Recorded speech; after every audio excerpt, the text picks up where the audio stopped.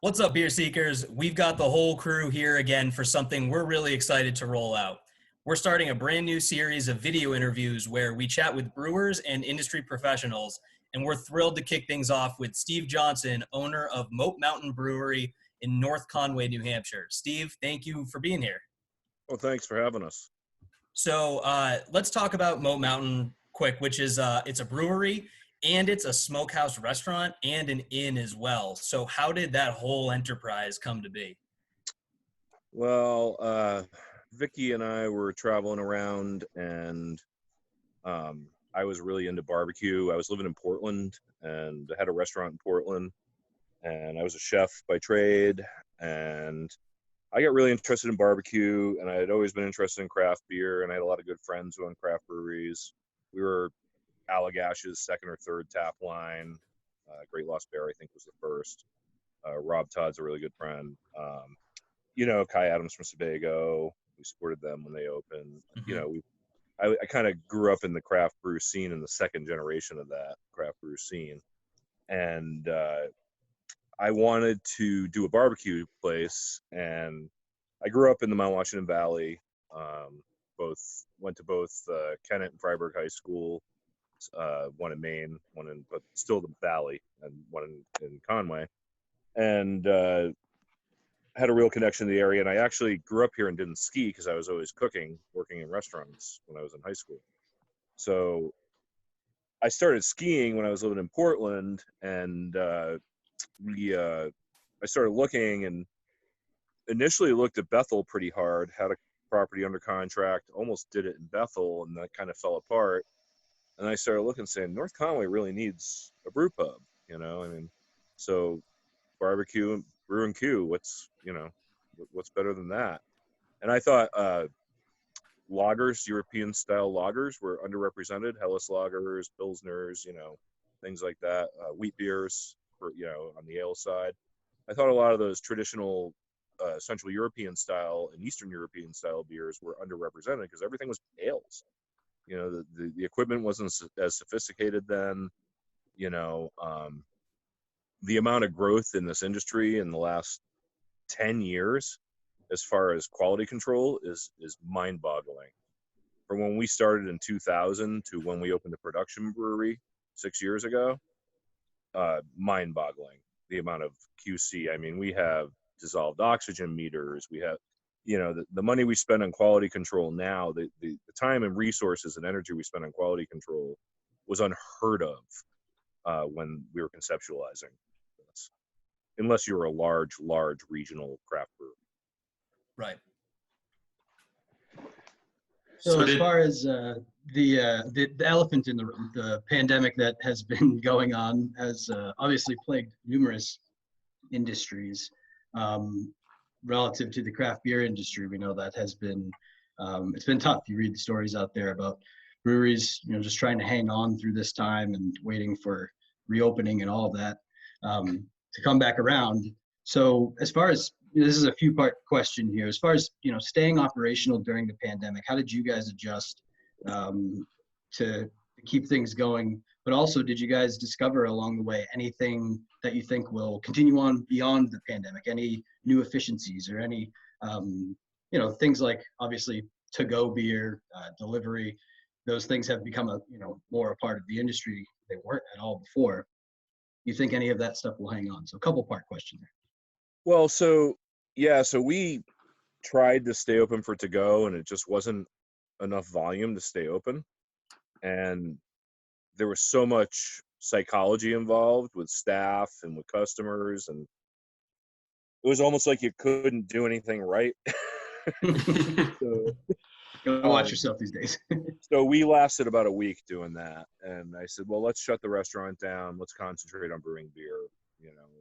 I have a hunch we'll sell more beer. Well, what I didn't think of immediately was we were going to lose 50% of our clientele, our draft customers, our retail partners with other restaurants. And, so we sold more cans, and it did offset about 10% of that draft loss.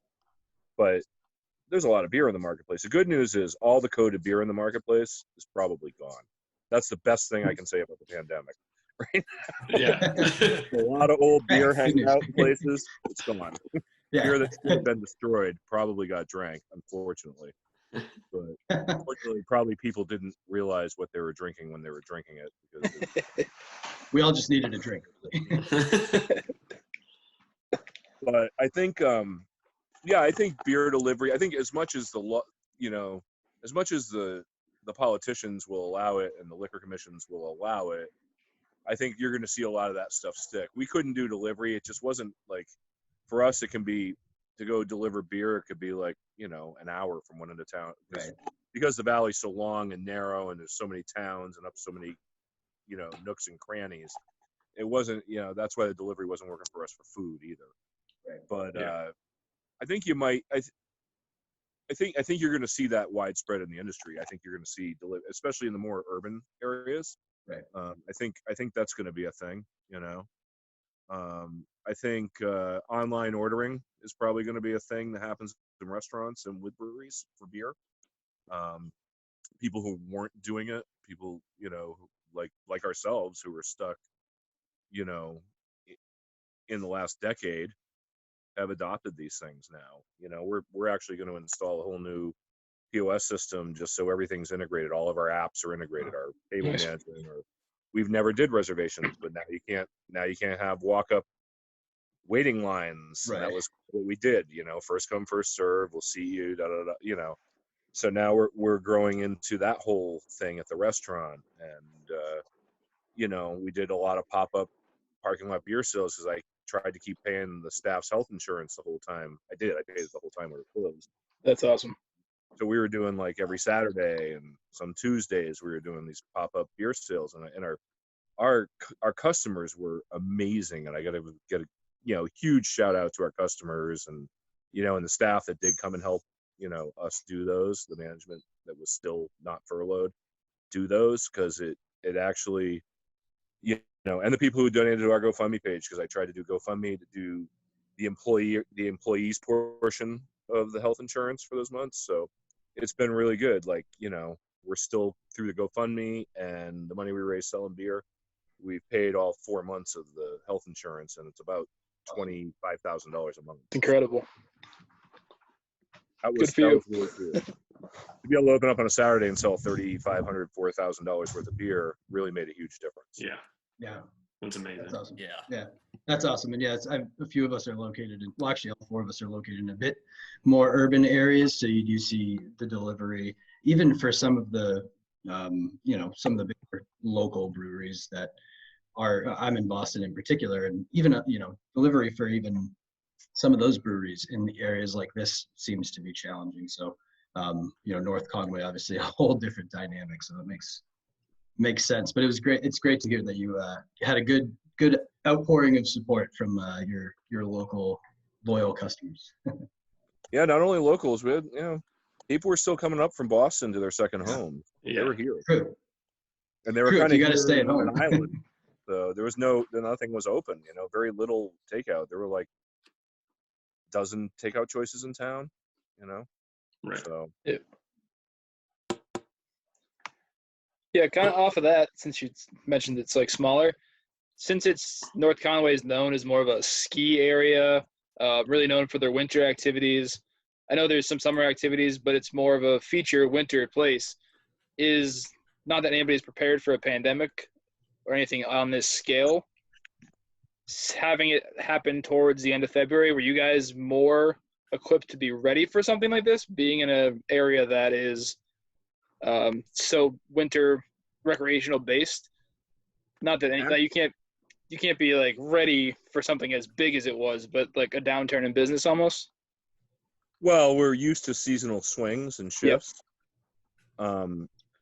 We don't shut down off season. There's enough shoulder season here now, and actually summer is our busiest season. Interesting. Okay. Yeah, there's Storyland is here, and you know how many parents want a cold dragging their over-sugared kids around Storyland all day? I remember yeah. those days. Oh yeah, we all did it as kids. Yeah, we all. Oh yeah, we used to grew go up there close all the enough. time. We have the Saco River. There's a lot of canoeing and tubing going on there. There's a lot of hiking going on. There's a lot of mountain biking going on. Summer is much busier. A lot of camping. camping. Yeah. And when it rains, we get crushed because the campers are not cooking, right? Yep. So, and there's a tremendous amount of Airbnbs here, you know, second home rentals, like short-term rentals. So, you know, I think as a community, we're used to, you know, those of us that were here before, we're used to being shut down for a couple weeks at a time, month at a time on the shoulder seasons. But in the 20 years since we've been open, our 20th anniversary is in July. I gotta say, the shoulder seasons have gotten much shorter. There's a lot of good things that go on. A lot of people driving business. There's a lot of events, you know, sporting events. There's fundraising that goes on through sporting, you know, like Seek the Peak and, you know, Reach the Beach. And, you know, there's all these things that go on to raise money for charities that bring people to the area to utilize the you know, the national forest and the state parks that are here. So I think we're probably better equipped on the outside of this to come back because most of us have some terra firma to work with for the outdoor dining. And, you know, I think Boston's experiencing that now. The people who have outdoor dining are going to be able to open and the other people aren't. It seems kind of unfair to me, you know, like there should be some accommodation with shutting streets down and, you know, trying to make it work for everybody, because I know we had a pretty large cash reserve and we blew through a large cash reserve, like 6 years of my salary, just keeping the wheels on the wagon until we got our PPP loan, which wasn't going to work for us until they signed this last bill last week. So, you know, I have some hope now. Now, it would have been way worse if it had happened like in the middle of the winter or the middle of the summer when we're really busy. Yeah. So it was coming. I mean, we lost a month of ski season. Yep. And it would have been because spring, it stayed cold, you know, it stayed cold up here. We got snow in May up here. I had 3 inches of snow May 6th or something here that Saturday. Wow. And I watched my deck furniture blow sideways. That's New England for you. Yeah. But I gotta say, you know, the touch of gray there is, you know, and the silver lining is that we got closed, but the silver lining was it was coming into a shoulder season. So, and, you know, we missed Victoria Day. We get a lot of Canadian tourism here, which is right before Memorial Day. And, you know, Memorial Day, we opened under a tent with 20 tables. So we essentially had, you know, 30 to 80 seats, depending on what the party sizes were. And we're used to having 180 seats, you know, and an hour and a half wait most days on Memorial Day weekend. So it's been a learning curve for sure for everybody. And we're constantly getting a new learning curve, as everybody is every day, as they change all the procedures, policies, and best practices. Right. Yep. You Yeah, mentioned something interesting there. That your 20th anniversary is just around the corner. Did you guys have anything big planned, or do you now have anything big planned? I know you're kind of reopening, but any big plans for the 20th anniversary? Well, we were gonna do a rollback on prices one day, like bring our beer prices back to the prices we were when we opened, and, you know, and that still may happen depending on how organized we are by the end of June, you know, and what they're letting us do, what phase of reopening we're in. We were sponsoring the 24 Hours of Great Glen mountain bike race, which was the 20th anniversary of that, and would have been a 20, you know, it would have been our 20th anniversary, and we brewed a 20th anniversary IPA, which we're releasing in July. Very cool. Which it's called 20, but 20 double IPA, but it's become, we put a little blurb about social distancing on the side panel, on the third panel in the can, and we're now referring to it in-house as a social distancing diaper. Gotta go with the trend. Yeah, so now that you guys are back open, and 3 of us are from New Hampshire, so we know about live free or die, and everyone's a little looser, especially up there. does it seem like it's back to business as usual as much as it can be, or do you think there's still a long way to go? Okay, so I think there's like a long way to go still. We're confined. I mean, I got some hate mail today because someone who, you know, obviously feels like we're going overboard, and I don't, in my opinion, doesn't matter about that because I got to go on the confines of what I'm licensed by the people I'm licensed by, Right. and they're asking me to do certain things, and we're trying to do it. You know, there's disagreement about wearing a mask to a table. There's disagreements about, you know, we're taking people's temperatures when they come to work. We're doing all the things that, you know, we're supposed to be doing. We're catching some flack for it. We have other people that are extremely happy that we're doing it. We have other people who are like, it's too soon to open. I mean, and let's face it, the country is terribly divided right now. Right. Again, no opinion. I'm not going to offer opinion there. I'm just saying, like, there is nothing normal about right now, but the people who are out and about and enjoying it are really enjoying it. Yeah. So, you know, I went out to dinner last Friday and it was my first sit down dinner getting waited on, and it was nirvana. It was nirvana. It was like a little slice of how life used to be. And we'll get back there. I mean, everybody's got to just kind of stop taking everything just so seriously, chill out a little bit and think about it, and, you know, just be nice to each other, you know, and Yeah. get back to work. Let's go, you know. Right. Let's get back to life as much as we can, you know. Do what you got to do and do it. I mean, that's kind of the way I'm looking at it. Yeah. So I wanted to narrow in on one of your beers. I have here the Moat Mountain Czech Pilsner. You mentioned you guys trying to Can I see that can? Can I see that can again? So that's one of the older cans. Yeah, we got new ones that say USA made on them. Oh, wow. That's cool. We had to get rid of the checkmate thing because it was trademarked by a beer and it's still out there. We'll blur that out on the video. Yeah.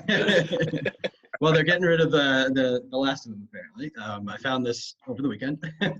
But so Czech Pilsner is, I'm very vocal about this, absolutely my favorite style of beer. So I'm very happy that it's one of your Moat Mountain's go-tos. How did it come to be that this was kind of your flagship, I guess? People's Choice, 100% sales. I'm a Helles Lager fan as one of my beer. You know, I like IPAs. I drink everything. I had an Imperial Stout when I got off my bike. You know, I drink IPAs. But again, I like crushable lagers. You know, Pilsner became our number one seller. Period. It just was its own beast. You know, and it was Iron Mike Pale Ale, but, you know, Pale Ale is a largely misunderstood style by a lot of people, and, you know, it just, as soon as we canned it, and actually when we put that label on, when we changed the label, it just skyrocketed. It became our flagship. Wow.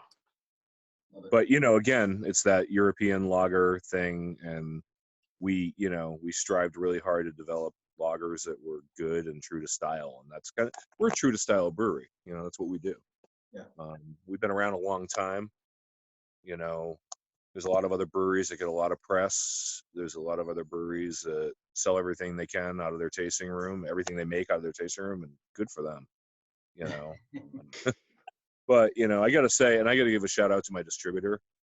Our distributor saved us during this thing. They went from they started paying us in 4 days after getting their deliveries instead of 30. Wow. You know, that was amazing. Our distributor in New Hampshire, Amoskeag. Big shout out to Amoskeag Beverages, you know, and all they do and all they've done for their craft beer partners. That's great. That's great. That's a huge change, you know, 30 to 4 days. That's a big change for them. But yeah, well, it kept us cash flow right until we could get things sorted, right? Sure. Right. You know, we were at least able to pay some bills and keep producing. And, you know, a lot of breweries, I from what I'm hearing, there's supply line constrictions right now. A lot of breweries kind of stopped brewing because they didn't know what was going to go on. And I said, let's manage the beer we have in the tanks and keep brewing.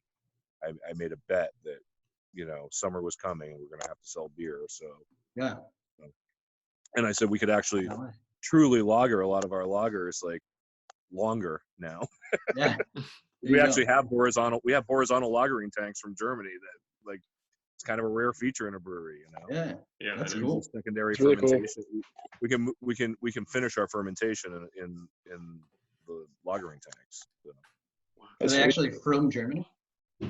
Yeah, the Barapon and Mueller tanks. So. Very cool. Really cool. Yeah, kind of actually off of that, is there a beer that you obviously were targeting a certain type of beer when you opened up? Is there a beer that you've brewed, created, that you're like most attached to, most proud of, like that's your beer as the owner of the place, that like you would always tell somebody to go try, or you just like all of them? So a beer I'm really attached to is our Hofmannweiss, our Hefeweizen, our Bavarian style Hefeweizen. Again, a beer I really loved from drinking really good German examples and really good American examples. There weren't a lot of them at that point in the 80s, late 80s and early 90s when I was, when I became attached to them. So, that is one. And that's a cult favorite. A beer that I asked the brewers to create and they knocked a home run out of the park was our Clockwork Mandarina, which we brewed. It's a New England style pale ale. We just released it. It sold out in like 2 weeks. Excuse me, back in August, and we've gotten a lot of accolades from other brewers and customers and so on and so forth for that. And basically, that's a New England style pale ale brewed with Bavaria Mandarina hops. So they have a really like a tangerine bomb kind of effect on the flavor and the dry hop. And there's also some other like really tasty hops in there too, a little bit of Citra, stuff like that. But that beer was really, really great because it drinks like an IPA, but it doesn't crush you because it's 5.5%. There you go. I actually saw that on your website and have been dying to try it. Yeah, so that'll be back out in August. All right, I'll be there. But speaking of which, I can't think of a better thing than a smokehouse, a brew house, and a place to sleep all in one building. And if the view doesn't do it for people behind you, what besides, I know you kind of told us about the mountains, you got the Saco River, people camp. Why should people who don't really know North Conway come to North Conway? North Conway is kind of unique. It's unlike any other ski town in America, I think, because we are four season. The foliage is beautiful here. The outdoor activities are beautiful here. There's an incredible amount of history here. Between Hannes Schneider and developing ski schools and how skiing was invented in America and taught in America, and Cranmore being the oldest ski area here in America. And, there's just so much incredible. The first metal edge was put on a ski in North Conway, across the street from the Moat, McGrath's Tavern now. Little Irish Tavern, great retail partner of ours. Seamus is a great guy. That is the building first metal edge was put on a ski. I've been to that place. It's awesome. It's wicked cool inside. Tax-free outlet shopping. Everybody knows about that. Oh yeah. Yeah. Plenty of outdoor activities. We have a children's museum. We have the Mount Washington Observatory here. You can learn all about weather. I mean, there's just so much. There's so much dimension to this valley that a lot of other towns don't have. I mean, I have my favorites. I love Crested Butte, Colorado. I love Burke, Vermont. I do have my faves out there, but I gotta say, North Conway can hang with any of them. Yeah. Love it. Well, Steve, before we get you out of here, tell us a little bit about the distribution for Moat Mountain. Where can people find your beers, but also if they want some of the latest information on the brewery and what's going on operations, where can people learn that information? So we got a new website at www.moatmountain.com, spelled out. We are currently in Maine, New Hampshire, Massachusetts, statewide in all states. We're with Amoskeag Beverages in New Hampshire. We're with Mariner Beverages in Maine, and we're with a group of it's a consolidated group of distributors in Massachusetts that are all basically Miller Coors houses, except for Homegrown. But Homegrown is under their umbrella of the centralized. We ship to one distribution point, and then the distributors pull from there in Mass. And so we're with Colonial Beverages in the Cape area, and Homegrown in the Boston area, and Merrimack in the outside of 95 loop up there, and Atlas in the Worcester area, so on and so forth. You'll get most of your information from our website or from our social media feeds. We have a full-time social media person trying our hardest to keep up daily with the ever-changing world out there. We have a ton of great retail partners, both on the restaurant side and on the, retail side, on the off-premise side. So, I can't say enough about the people who've taken care of us through the years and been loyal. And that goes for the customers who built the brand by coming to the brew pub, which allowed us to build the production brewery in the barn. And that in itself was just a cool story. We did almost 6,000 barrels out of the barn this year. We were really proud of that, last year, and we were on track to do a little more, maybe top over 7 this year. But then Mother Nature hit, I guess. So. Yeah. Well, listen, we are available anytime to come and have a beer on your deck with you. Absolutely. You guys have an open invitation if you want to come up. We've got 5 in rooms. I'd be happy to put you guys up. Space availability depending. I'd love to have you guys up and have a beer with you. Yeah, Sounds for great. sure. Love it. Well, Steve, thank you so much for joining us. We really appreciate it. Thanks for everything and all the great answers. Everyone needs to check out Moat Mountain for sure. Visit their website. Check them out on social media. Find us, BeerSighted.com, and find us on social media at BeerSightedPod. Steve, again, thank you so much for joining us. We really appreciate it. Thank you guys, and hell yes. Cheers. Thanks, Steve. Hell yes.